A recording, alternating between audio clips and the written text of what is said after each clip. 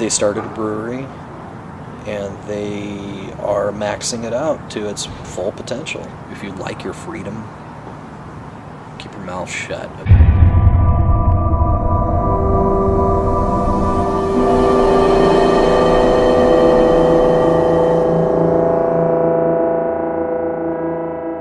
I worked there for 3 years. I started working in 2008, I want to say April or March, something like that. I started out in the cellar. I mean, just cleaning tanks, transferring beer, filtering, of course, cleaning kegs, kegging, you know. All the fun stuff. Back then it was just an open garage with a bunch of pallets with crap on them. We didn't even have a pallet jack. I mean, it was just shit everywhere. 20-barrel pub system in the back. That was in the original brewery, while it was still in an L shape, when we still had tenants, where the old tasting room was the contractor supply place.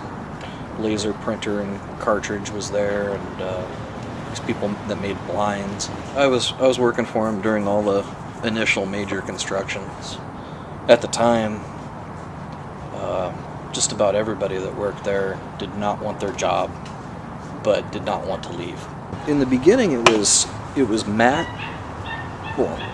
Beatty, Ian Fuller, Patrick Kenner, and me. It was us. It was us four, and we did everything.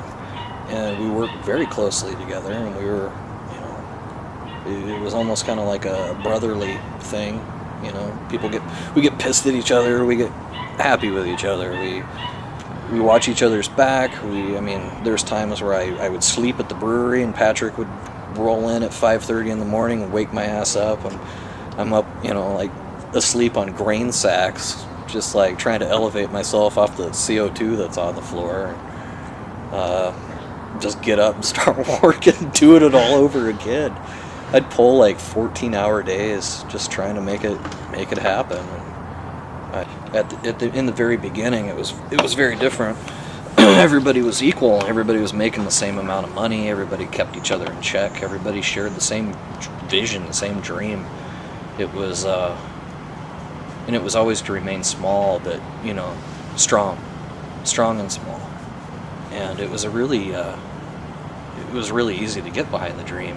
We made fantastic beer. Small brewery, very local, regional, aspirations. Well, Jamie Floyd, I remember him saying that they always just wanted to be within an 8-hour radius of the brewery and basically just focus on that, which, now it's all over the place, but back then you weren't bottling at that point.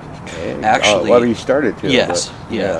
We were bottling on that Maheen in the 22 ouncers right about the time that I came on scene and started doing stuff for them. In the very beginning, I helped out on the bottling line, but that quickly changed. We hired a bottling crew, or we'd get people that was interested in not necessarily volunteering, but they'd work for beer. There was times where I was doing transfers down that alleyway. My hose would be down the alley because the inside the concrete would be all ripped up and it'd just be exposed, and so I was trying to do whatever I can with whatever I had. The dynamic changed. I can tell you the specific time when the dynamic changed. One of the investors had a career change, and he started counting beans for Ninkasi and became the CFO. And it was at that time where there was a split, and it was noticeable, probably more to us on the brewery side than to them on the the so-called administrative side. The carpet people versus the brewery people. Right, where it started out as everybody's hands-on. It started out, everybody's on the same page, everybody's motivating each other, everybody's happy to be around each other, and then once beans started to be counted, it changed everything. Then more policy was made, because if you like your freedom, keep your mouth shut about things that bother you. The good, they helped me out They helped me out in a couple different ways. I have a kidney transplant. I've had it since February 4th, 2004. A buddy of mine gave me one of his kidneys. And there was a time where I had lost my health coverage under Medicare. And I have a kidney transplant, and I have to take medicine every day, twice a day for the rest of my life. So I'm pretty much locked in. And I lost my health coverage because of that. Ninkasi helped me out. On top of that, they had me repay, it was like $8,900 from the disability claim. And I talked to them and I said, well, if I pay it all off at the same time, they would drop it by 20%, so it was like $7,200, which Ninkasi gave me that money. They gave me $7,200, which I handed right over to the state to repay that bill. Wow. And on top of that, they gave me thousands of dollars for my medicine, because at that time it was like $1,300 a month for my medicine alone. So yeah, Ninkasi's not evil incarnate or anything like that. Right. And most of this came straight from Nikos, which I haven't talked about Jamie at all. Nikos has poured his life into that brewery. He's an absolute mastermind when it comes to what we did. I've always had the vision of him viewing it as like a Sims game, like Sims Brewery. No, I'm dead serious. Like, what can I move around with the least amount of impact to be able to build and continue to keep upgrading? Jamie's a curious guy. We should talk about him. Jamie's fun to drink with. He's a good face of Ninkasi, especially up in the Portland area. He was definitely the driving force for the popularity up in that area, hands down.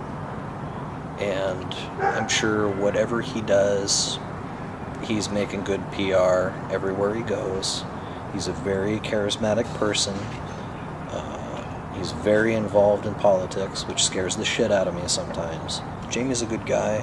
Nikos is a good guy.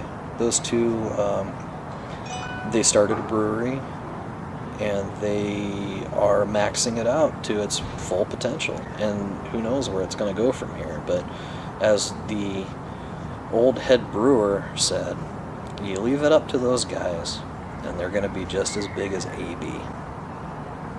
Anheuser-Busch. Anheuser-Busch. Yeah, the difference. It might take a while, but I'm not here to bash on Ninkasi or anything.